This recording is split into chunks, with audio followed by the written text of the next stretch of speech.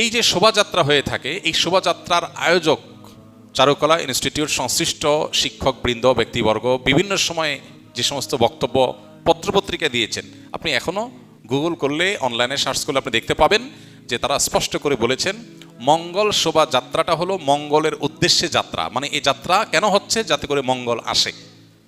তো একজন ইমানদার তিনি মঙ্গল আসার জন্য দোয়া করবেন আল্লাহর কাছে, আর চেষ্টা করবেন, পরিশ্রম করবেন। প্রতিদিন প্রতি ওয়াক্ত নামাজে আল্লাহ আমাদেরকে মুয়াজ্জিনের মাধ্যমে ডাক দিচ্ছেন, হাইয়া আলাস সালাহ হাইয়া আলাল ফালাহ, মঙ্গলের পথে আসো। প্রতিদিন 5 বার ডাকা হচ্ছে সালাতে আসার, আল্লাহর কাছ থেকে দোয়া করে প্রার্থনা করে মঙ্গল চাওয়ার নির্দেশ আমাদেরকে দেয়া হচ্ছে। সেখানে এই বিশেষ প্রাণীর মুখোশ এটা ধারণ করার, র্যালিতে নিয়ে বের করার মধ্য দিয়ে মঙ্গল আসতে পারে বা মঙ্গল এভাবে আহ্বান করে মঙ্গল আনা যেতে পারে, এরকম বিশ্বাস করা ঈমানের সাথে অসঙ্গতিপূর্ণ।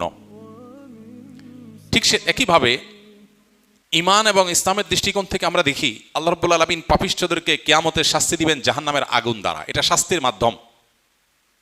অগ্নি স্নানে সূচি হোক ধরা, এই বিষয়গুলোকে সামনে রাখলে স্পষ্ট হয় যে এটা আসলে মুসলমানদের ওপর চাপিয়ে দেওয়া একটা সংস্কৃতি, যেটা মূলত অনেক ক্ষেত্রে হিন্দু ধর্মের মানুষদের সংস্কৃতি, সেটা মুসলমানদের উপরে চাপিয়ে দেওয়া হচ্ছে।